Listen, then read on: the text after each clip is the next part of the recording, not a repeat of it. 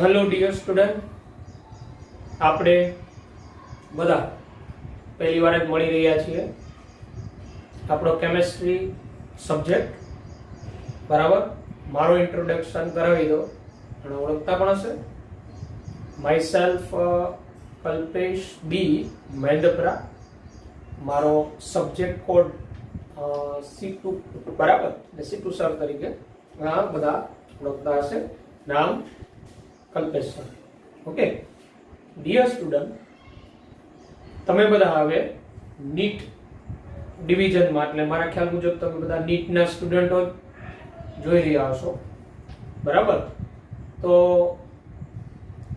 નીટની exam crack કરવી હોય તો તૈયારી ભાગરૂપે શું કરવું જોઈએ, આવું બધું તમને માહિતી ટીચરોએ લગભગ આપી જ દીધી હશે. હું શોર્ટમાં કહું તમને. નીટની પ્રિપેરેશન કરતી વખતે તમારે હવે કન્સેપ્ટ થોડો 10th કરતા 11-12 માં બદલાવો જોશે.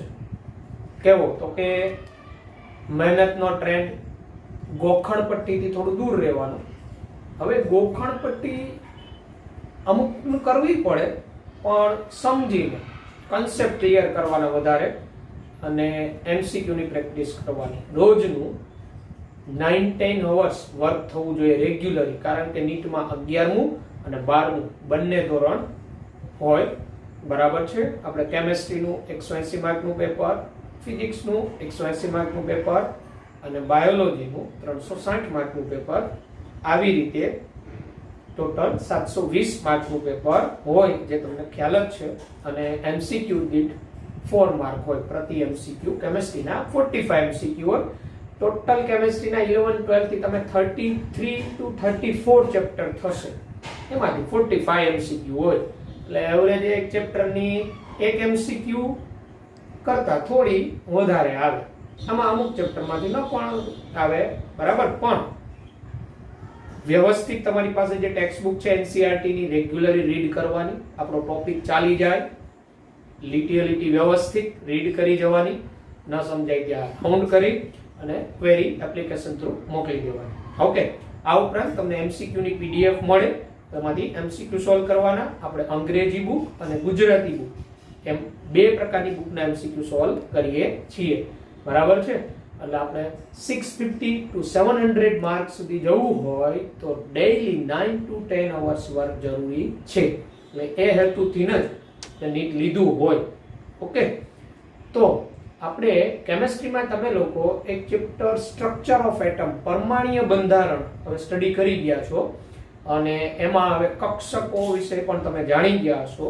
તો આપણે આજે કેમેસ્ટ્રીના લેક્ચરમાં સ્ટાર્ટ કરીશું આજથી chemical bonding and molecular structure, રાસાયણિક બંધન અને આણ્વીય રચનાઓ.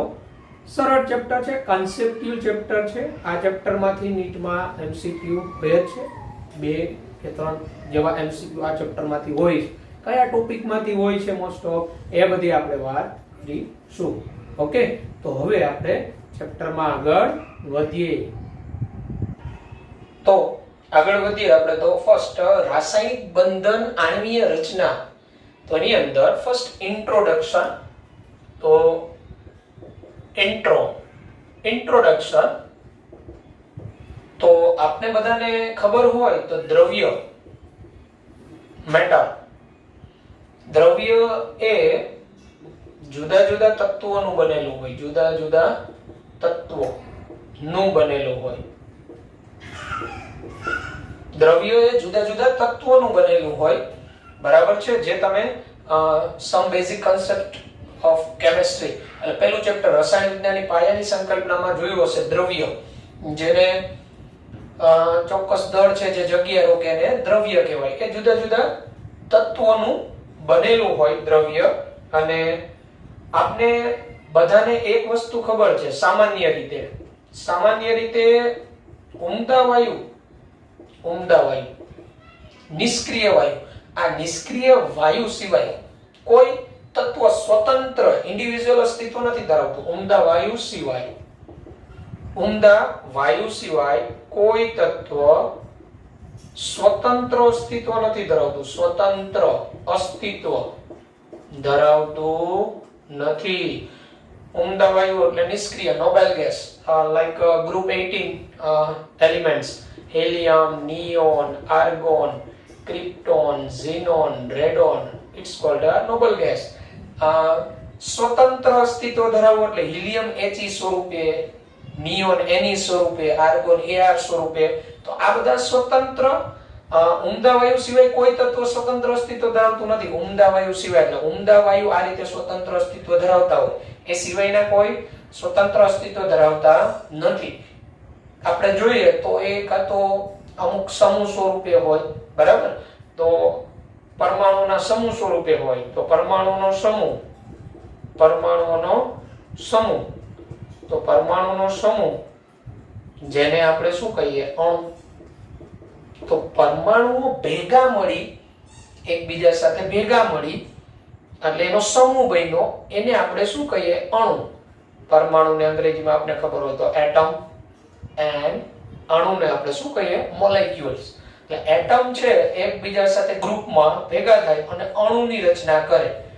હવે આવો પરમાણુના સમૂહો રચના, એમાં ક્વેશ્ચન આપણે ઉદ્ભવે કે પરમાણુ એકબીજા સાથે સમૂહમાં ભેગા થયા છે તો એ પરમાણુઓને જકડી રાખતું કોઈ બળ હોવું જોઈએ. એ પરમાણુઓને, બરાબર, તો પરમાણુઓને જકડી રાખતું કંઈક આકર્ષણ બળ તો હોવું જોઈએ જેથી તે સમૂહમાં રહી શકતા હોય. તો એવું આકર્ષણ બળ, તો એ આકર્ષણ બળ શું? તો પરમાણુઓને સમૂહમાં જકડી રાખતું આકર્ષણ બળ, એને જ રાસાયણિક બંધન કહેવાય, કેમિકલ બોન્ડિંગ, બરાબર છે. તો એટલે આવા પરમાણુના સમૂહ જેને અણુ કહેવાય, તો પરમાણુઓ એકબીજા સાથે સમૂહમાં ભેગા મળતા હોય તો રાસાયણિક બંધનની વ્યાખ્યા શું? તો જુદા જુદા તત્વો અથવા જુદી જુદી રાસાયણિક સ્પીસીઝ, બરાબર, તો જુદી જુદી રાસાયણિક સ્પીસીઝમાં જુદી જુદી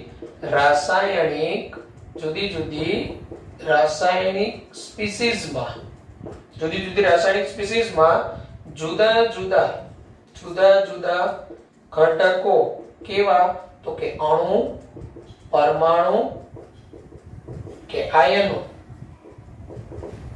બરાબર, ને જકડી રાખતું આકર્ષણ બળ, જકડી રાખતું એકી સાથે, બરાબર, ઘટકોને એક સાથે જકડી રાખતું, ઘટકોને એક સાથે જકડી રાખતું આકર્ષણ બળ, જકડી રાખતું આકર્ષણ બળ ને રાસાયણિક બંધન કહેવાય. રાસાયણિક બંધન, કેમિકલ બોન્ડિંગ કહેવાય. તો રાસાયણિક બંધન કોને કહેવાય ખબર હોવી જોઈએ. જુદી જુદી રાસાયણિક સ્પીસીઝ એટલે એક પ્રકારનું પેટર્ન, પ્રકારનું બંધારણ, બરાબર, જેમ કે અણુ, તો કે એક સ્પીસીઝ કહેવાય. તો જુદી જુદી રાસાયણિક સ્પીસીઝમાં જુદા જુદા ઘટકો જેવા કે અણુ, પરમાણુ કે આયનોનો સમૂહ હોય ને એક સાથે જકડી રાખતું, એને એક સાથે જકડી રાખતું જે આકર્ષણ બળ હોય ને એને રાસાયણિક બંધન કહેવાય, બરાબર છે. એટલે એક પ્રકારનું રાસાયણિક બંધન શું, તો એ તમને ખબર હોવી જોઈએ. હવે આપણે આવું રાસાયણિક બંધન થવાનું રીઝન શું, કારણ શું, અને પછી આપણે જોશું કયો રસ્તો એ બનવા માટે, બરાબર.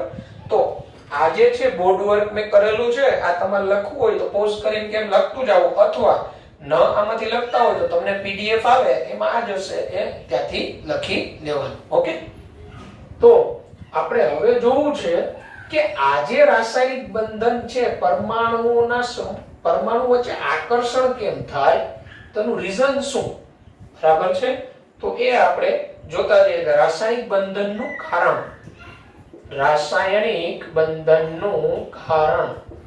રાસાયણિક બંધનનું કારણ એટલે કે રીઝન ફોર કેમિકલ બોન્ડિંગ. રાસાયણિક બંધન માટેનું રીઝન શું? તો એનું રીઝન એક તો નોબલ ગેસ જેવી રચના પ્રાપ્ત કરવા માટે, બરાબર છે, એટલે કે ઓક્ટેટ રૂલ, અને ન્યૂનતમ ઉર્જા પ્રાપ્ત કરવા, નિષ્ક્રિય વાયુ જેવી વૃત્તિ પ્રાપ્ત કરવા, અષ્ટકનો નિયમ આવશે આપણે ઓક્ટેટ રૂલ. અને નિષ્ક્રિય જેવી વાયુ જેવી રચના પ્રાપ્ત અને ન્યૂનતમ ઊર્જા પ્રાપ્ત કરવા માટે ન્યૂનતમ ઊર્જા પ્રાપ્ત કરવા ની વૃત્તિ. ન્યૂનતમ ઊર્જા. ડિયર સ્ટુડન્ટ, એનર્જી વિશે તમારે થર્મોડાયનેમિક ચેપ્ટરમાં વધુ ડિટેલ, પણ અહીંયા તમને કહી દઉં, કોઈ પણ સ્પીસીસ હોય ને, કોઈ પણ પરમાણુ ભેગા મળીને એક સ્પીસીસ બને ને, તો જેમ બને એમ એ સ્પીસીસને એ સ્વરૂપે રહેવા માટે જેમ ઓછી ઊર્જા જોઈએ, લેસ એનર્જી, એમ એની સ્ટેબિલિટી વધારે હોય. ન્યૂનતમ ઊર્જા જે એક પ્રકારની એની પોટેન્શિયલ એનર્જી કહેવાય, સ્થિતિજ ઊર્જા. એટલે ન્યૂનતમ ઊર્જા પ્રાપ્ત કરવાની વૃત્તિ. એટલે જેમ કોઈ સ્પીસીસ ને એ સ્વરૂપે રહેવા ઊર્જા ઓછી જોઈએ એમ એની સ્ટેબિલિટી વધારે હોય, સ્થાયીતા. અને નિષ્ક્રિય વાયુ જેવી રચના પ્રાપ્ત કરીને સ્ટેબલ થવાની વૃત્તિ હોય. એટલે આવું બંધન થવાનું કારણ શું? તો એક તો નિષ્ક્રિય વાયુ જેવી રચના પ્રાપ્ત કરવા, વૃત્તિ પ્રાપ્ત કરવા, એટલે એકબીજા સાથે જકડાય. ઓક્ટેટ રૂલ્સ, અષ્ટકનો નિયમ આવશે આપણે લુઈસનો. ન્યૂનતમ ઊર્જા પ્રાપ્ત કરવાની વૃત્તિ. બરાબર છે? આ કારણ. બરાબર છે?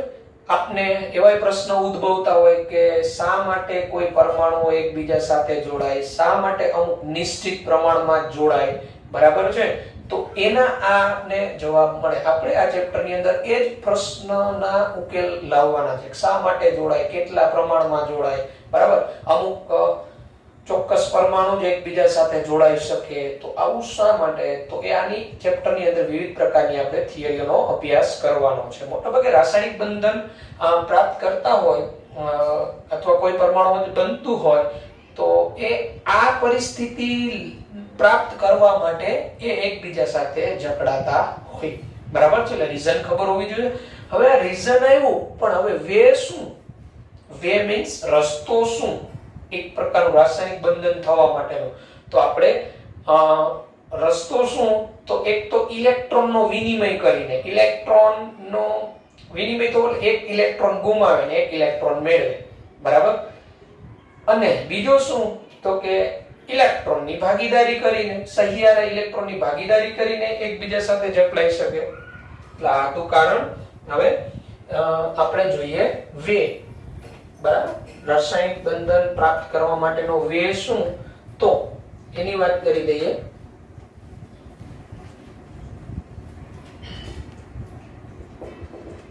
તો પરમાણુઓના સંયોગીકરણનો રસ્તો શું?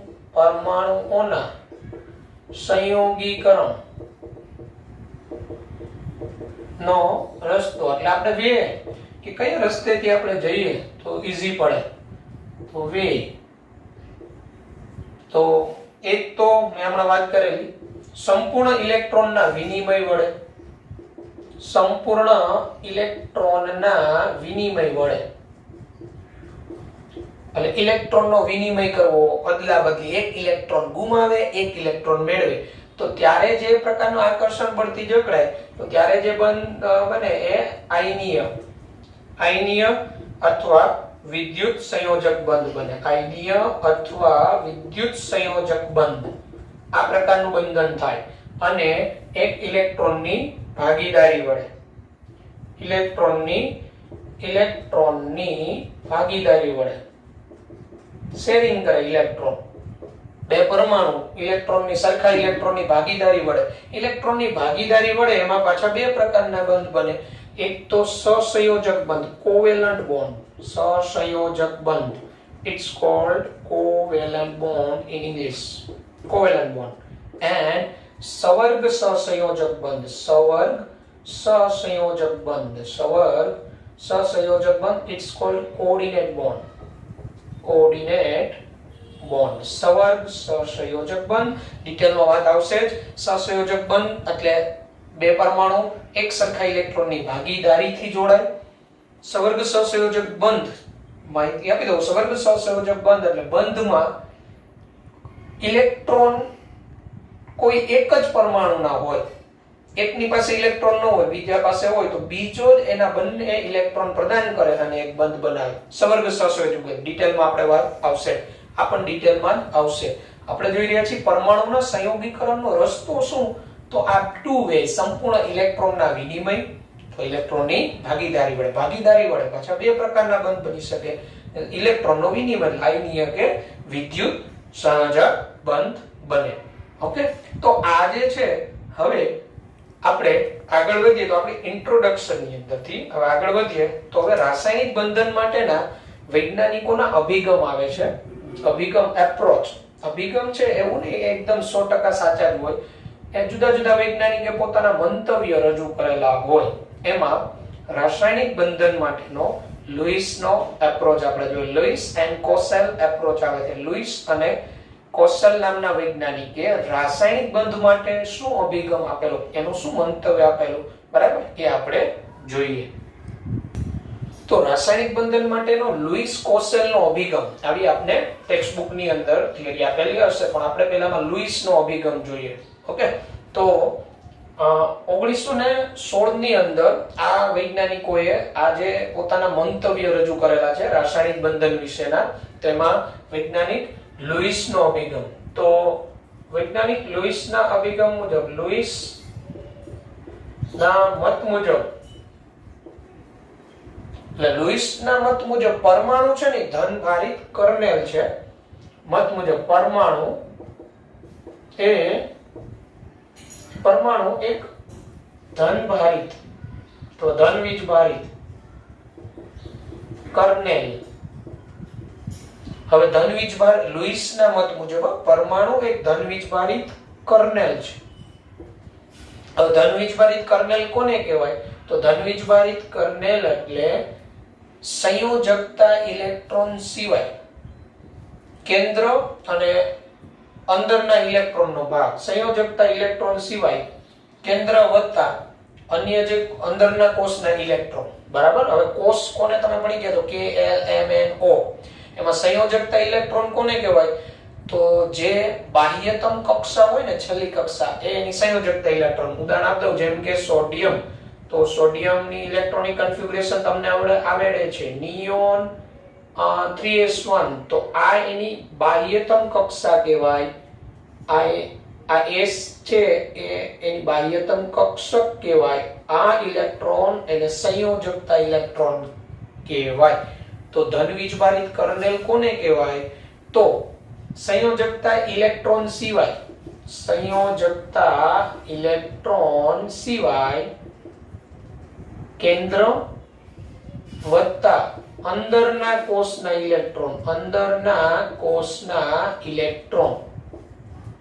એને ધનવીજભારિત કર્નેલ કહેવાય. તો સોડિયમની ધનવીજભારિત કર્નેલ કોણ થાય? Na+. તો Na+ માં Na+ કઈ રીતે બની? તો આ એક ઇલેક્ટ્રોન ગુમાવી દે, તો આ Na+ છે ને ધનવીજભારિત કર્નેલ કહેવાય. હવે આની ઇલેક્ટ્રોનિક કન્ફિગ્યુરેશન કેવી થઈ જાય? નિયોન. તો લુઈસે આવી રીતે પરમાણુને ધનવીજભારિત કર્નેલ તરીકે રજૂ કર્યા અને બાહ્ય કોષમાં, અને એને કહેલું કે બાહ્ય કોષમાં વધુમાં વધુ 8 ઇલેક્ટ્રોન સમાઈ શકે. બાહ્ય કોષમાં વધુમાં વધુ 8 ઇલેક્ટ્રોન સમાઈ શકે. લુઈસના મત મુજબ 8 ઇલેક્ટ્રોન સમાઈ શકે એટલે એવું કીધેલું કે સોડિયમ હોય, તો સોડિયમ છે એમાં, બરાબર, કર્નેલની આસપાસ સમઘનના 8 ખૂણા ઉપર ઇલેક્ટ્રોન હોય, બરાબર. એટલે આ જે Na+, તો Na+ માં ત્રિપરિમાણીય તમે વિચારો, 3 ડાયમેન્શનમાં, તો એક તમે 3 ડાયમેન્શનમાં વિચારો તો એક ઘન બને આ રીતે 3 ડાયમેન્શનમાં આપણે. તો આ એક પ્રકારનો સમઘન. અહીંયા Na+, તો Na+, હવે Na+ એટલે તમને ખબર હોય તો ઇલેક્ટ્રોનિક કન્ફિગ્યુરેશન શું થઈ જાય? 1s2 2s2 2p6. તો 2s2 2p6, તો આ 8 ઇલેક્ટ્રોન આવ્યા ને. તો ધનવીજભારિત કર્નેલ Na+, એના 8 ખૂણા પર ઇલેક્ટ્રોન હોય, એટલે કહેવાનો મતલબ આ રીતે બાહ્ય કોષમાં 8 ઇલેક્ટ્રોન સમાઈ શકે વધુમાં વધુ, એમ લુઈસ કહે છે. જ્યારે સોડિયમ Na+ હોય તો સોડિયમ સ્વરૂપે હોય, સોડિયમ Na સ્વરૂપે, તો Na સ્વરૂપે એમ કહેવાય સમઘનના એક જ ખૂણા ઉપર ઇલેક્ટ્રોન હોય, કારણ કે એની સંયોજકતામાં કેટલો ઇલેક્ટ્રોન? 1, કારણ કે ત્યારે એની બાહ્યતમ કોષ કઈ થઈ? 3s થઈ, બાહ્યતમ કક્ષા 3 થઈ, તો એક જ ઇલેક્ટ્રોન. બરાબર. આવી રીતે નિષ્ક્રિય વાયુ હોય આ Na+ જેવા નિયોન કેવા, હિલિયમ સિવાય નિયોન કેવા, તો એની બાહ્યતમમાં કેટલા ઇલેક્ટ્રોન? તો નિયોન છે બાહ્યતમ 8 ઇલેક્ટ્રોન, આર્ગોન બાહ્યતમમાં કેટલા ઇલેક્ટ્રોન? 8. તો આ રીતે સમઘન, બરાબર, જે તે ધન વીજભારિત કર્નેલનો અને નિષ્ક્રિય વાયુ જેવી રચના હોય તો આઠેય ખૂણા ઉપર ઇલેક્ટ્રોન રહેલા હોય, બરાબર છે. જ્યારે સોડિયમની બાહ્ય કક્ષામાં 1 ઇલેક્ટ્રોન હોય, સોડિયમ Na, તો બાહ્ય કક્ષામાં 1 ઇલેક્ટ્રોન, તો આસપાસ ખૂણા એક જ ખૂણા પર ઇલેક્ટ્રોન Na+, તો બાહ્યતમ કક્ષા હવે કઈ થઈ ગઈ? તો 2 થઈ ગઈ. તો કેટલા ઇલેક્ટ્રોન? 8. તો આઠે ખૂણા ઉપર ઇલેક્ટ્રોન રહેલા હોય. આ લુઈસનો અભિગમ શું છે ને હું જણાવું છું. લુઈસે જે કીધું એ 100% સાચું જ હોય એવું નથી. અભિગમ જણાવું છું લુઈસનો. તો લુઈસના મત મુજબ આ રીતે અષ્ટક પૂર્ણ કરીને કોઈ સ્ટેબલ થાય એવું કહેવા માંગે છે, બરાબર છે. તો આગળ વધીએ પછી. તો લુઈસનો સિદ્ધાંત શું થયો? તો પરમાણુમાં રાસાયણિક બંધન દરમિયાન એ શું કરે? ઇલેક્ટ્રોન કોઈ મેળવીને કે ગુમાવીને કે ઇલેક્ટ્રોનની ભાગીદારી કરી અષ્ટક રચના પ્રાપ્ત કરે. એટલે લુઈસના મત મુજબ ટૂંકમાં આપણે કેવું હોય ને, લુઈસનો સિદ્ધાંત, લુઈસ સિદ્ધાંત કેવું હોય ને, તો પરમાણુ રાસાયણિક બંધન દરમિયાન, રાસાયણિક બંધન દરમિયાન અષ્ટક રચના પ્રાપ્ત કરી સ્થાયી થાય. અષ્ટક રચના પ્રાપ્ત કરી સ્થાયી થાય. આ લુઈસનો સિદ્ધાંત છે.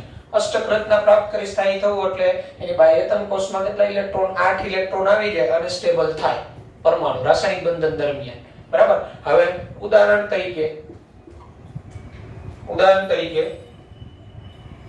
સોડિયમ અને આપણે ક્લોરીન કહીએ તો સોડિયમ અને ક્લોરીન, તો સોડિયમ ઇલેક્ટ્રોન ગુમાવીને ક્લોરીન ઇલેક્ટ્રોન મેળવીને અષ્ટક રચના પ્રાપ્ત કરે. સોડિયમ ઇલેક્ટ્રોન ગુમાવીને અને ક્લોરીન ઇલેક્ટ્રોન મેળવીને અષ્ટક રચના પ્રાપ્ત કરે. આની બાહ્યતમ 8 ઇલેક્ટ્રોન આવી ગયા હોય, એ જ રીતે આની બાહ્યતમ 8 ઇલેક્ટ્રોન, અને આ રીતે Na+ ને Cl- જોડાઈને NaCl બનાવે. જ્યારે અન્ય બધા જેવા કે Cl2, F2, Br2 વગેરે, H2 સિવાય Cl2, F2, Br2 આ બધા ઇલેક્ટ્રોનની ભાગીદારી કરીને અષ્ટક રચના પ્રાપ્ત કરે. તમને ખબર હોય તો ક્લોરીનની બાહ્યતમમાં 7 ઇલેક્ટ્રોન હોય, તો એક આ ક્લોરીનનો ઇલેક્ટ્રોન એક આ ક્લોરીનનો ભાગીદારી કરી દે તો હવે એની ફરતે અહીંયા 6 જ ઇલેક્ટ્રોન હોય. F2 ફ્લોરીન સમૂહ 17 નું તત્વ છે. સમૂહ 17 સંયોજકતામાં 7 ઇલેક્ટ્રોન, તો એક ફ્લોરીન બીજા ફ્લોરીન સાથે ભાગીદારી કરી આ રીતે બંને ફ્લોરીન પોતાનું અષ્ટક રચના પ્રાપ્ત કરી સ્થાયી થાય. આ H2 છે એ અપવાદમાં આવે, હાઇડ્રોજનની ફરતે 2 ઇલેક્ટ્રોન હોય, બરાબર. એટલે લુઈસના મત મુજબ આવું છે કે પરમાણુ જ્યારે રાસાયણિક બંધનથી જોડાય ને, બરાબર, એટલે પરમાણુ રાસાયણિક બંધન દરમિયાન અષ્ટક રચના પ્રાપ્ત કરી સ્થાયી થાય. આ લુઈસે પ્રતિપાદિત કર્યું લુઈસના મત મુજબ, બરાબર. એમાં આ આયનીય બંધ બનતા હોય, એમાં કોઈ એક ઇલેક્ટ્રોન ગુમાવતો હોય, કોઈ એક ઇલેક્ટ્રોન મેળવી આ રીતે અષ્ટક રચના પ્રાપ્ત કરે. આ બધા છે એમાં ઇલેક્ટ્રોનની ભાગીદારી થઈને અષ્ટક રચના પ્રાપ્ત થાય. લુઈસનો આ સિદ્ધાંત છે. તો હવે આપણે લુઈસે સંજ્ઞા આપેલી છે, લુઈસ સંજ્ઞા મુજબ ઓળખાય. તો લુઈસ ડોઇટ ફોર્મ્યુલા સમજીએ અને લુઈસની સંજ્ઞા પરથી આપણે શું માહિતી મળે, બરાબર છે. તો લુઈસની સંજ્ઞા, તો લુઈસ સંજ્ઞા આપણે કોઈની કઈ રીતે દર્શાવી શકીએ? તો લુઈસ સંજ્ઞા, તો લુઈસ સંજ્ઞામાં કોઈના માત્ર સંયોજકતા ઇલેક્ટ્રોનને દર્શાવવાના. કોઈની તમારે લુઈસ સંજ્ઞા દર્શાવી તો માત્ર સંયોજકતા ઇલેક્ટ્રોન દર્શાવવા ના, ટપકા સ્વરૂપે, ડોટ સ્વરૂપે, માત્ર સંયોજકતા ઇલેક્ટ્રોન. બાહ્ય કોષમાં જે ઇલેક્ટ્રોન આવી ને, જેમ કે જો આપણે આવર્ત 2 તમે આવર્ત કોષ્ટક જોશો તો આવર્ત 2 ની અંદર આ તત્વો છે lithium, beryllium, boron, carbon, nitrogen, oxygen, fluorine ને નિયોન. આવર્ત 2 જેની બાહ્યતમ કક્ષા, જેની સંયોજકતા કક્ષા અથવા બાહ્યતમ કક્ષા જે હોય ને એ આવર્તનું તત્વો હોય, બરાબર. આ બધાની બાહ્યતમ કક્ષા 2 જ હોય એટલે જે બાહ્યતમ કક્ષા સંયોજકતા ઇલેક્ટ્રોન જે કક્ષામાં હોય એ બાહ્યતમ કહેવાય. બાહ્યતમ કક્ષા જે હોય એ જ આવર્તનું એ તત્વ હોય. તો લિથિયમ યાદ કરો, લિથિયમ, હાઇડ્રોજન, હિલિયમ, લિથિયમ, પરમાણુ ક્રમાંક 3. તો લિથિયમ ઇલેક્ટ્રોનિક કન્ફિગ્યુરેશન, ઇલેક્ટ્રોનીય રચના, તો 1s2 2s1, તો 2s એની બાહ્યતમ, તો એક ઇલેક્ટ્રોન આવ્યો તો એનો સંયોજકતા ઇલેક્ટ્રોન 1. તો લુઈસ સંજ્ઞા સ્વરૂપે આ રીતે દર્શાવાય, એક ડોટ, આ એક ટપકું એક ઇલેક્ટ્રોન સૂચવે. બેરિલિયમ તો 1s2 2s2, તો સંયોજકતામાં કેટલા ઇલેક્ટ્રોન આવ્યા? 2. ઇલેક્ટ્રોન જેમ બને એમ એકબીજાથી વધુ દૂર રીતે ગોઠવાય. બોરોન 1s2 2s2, 2s ભરાઈ ગઈ, 2p1, 2s2 2p1, તો 2s માં 2, 2p માં 1, ટોટલ કેટલા સંયોજકતા ઇલેક્ટ્રોન? 3. તો આ 3 ટપકા. કાર્બન 1s2 2s2 2p2, બરાબર? તમે ઇલેક્ટ્રોન કન્ફિગ્યુરેશન ભણી ગયા. તો 2s2 2p2, કુલ સંયોજકતા ઇલેક્ટ્રોન કેટલા આવ્યા? 4. તો 4 ટપકા વડે દર્શાવાય. નાઇટ્રોજન યાદ કરો, 1s2 2s2 અને 2p3, તો 2s2 2p3, તો નાઇટ્રોજનની સંયોજકતામાં કેટલા ઇલેક્ટ્રોન? 5. તો 5 ટપકા વડે દર્શાવ. 5 ટપકા, આ એની લુઈસ બિંદુ formula, Louis dot. Oxygen 1s2 2s2 2p4, તો 2s2 2p4 કેટલા ઇલેક્ટ્રોન સંયોજકતામાં? 6. તો આ રીતે ઓક્સિજન ઉપર 6 ડોટ દર્શાવવામાં આવે. ફ્લોરિન યાદ કરો, ફ્લોરિન 1s2 2s2 2p5, તો 2s2 2p5 કેટલા આવ્યા? 7. તો ફ્લોરિન ઉપર આ રીતે 7 ડોટ. નિયોન યાદ કરો, 1s2 2s2 2p6 કેટલા આવ્યા? 8.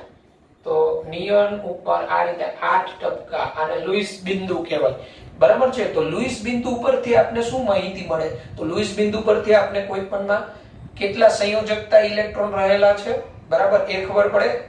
સમૂહ સંયોજકતા ખબર પડે અથવા એની મૂળભૂત સંયોજકતા ખબર પડે, બરાબર છે? તો જેમ કે બેરિલિયમ, તો બેરિલિયમની સંયોજકતા, બરાબર, સમૂહ સંયોજકતા કે બેરિલિયમની તો 2. બાહ્યતમમાં કેટલા ઇલેક્ટ્રોન છે આ બધી આપણે માહિતી મળે આ ડોટ પરથી. કાર્બનની સંયોજકતામાં કેટલા ઇલેક્ટ્રોન? 4. કાર્બનની સંયોજકતા કેટલી? 4. નાઇટ્રોજન છે એની સંયોજકતા ઇલેક્ટ્રોનની સંખ્યા કેટલી? 5. પણ એવું નહીં કે નાઇટ્રોજન છે 5 બંધ બનાવી શકે છે. કોણ કેટલા બંધ બનાવશે એ તો આપણે જોશું આગળ, બરાબર છે?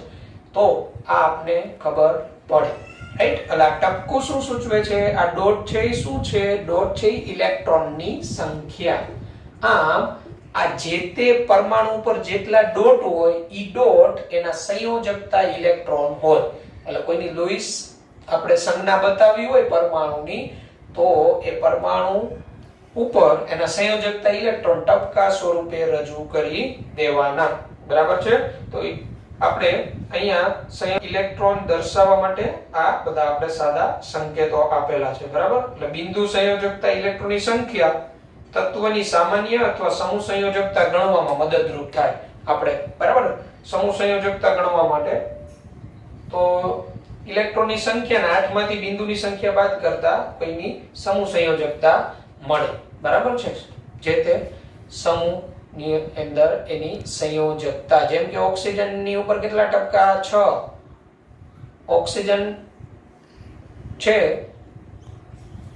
બરાબર, 8 માંથી એના સંયોજકતા એ ટપકા બાદ કરી નાખો, કેટલા આવ્યા? 2. તો ઓક્સિજનની સંયોજકતા કેટલી? 2. એમ સમૂહ સંયોજકતા ગણો.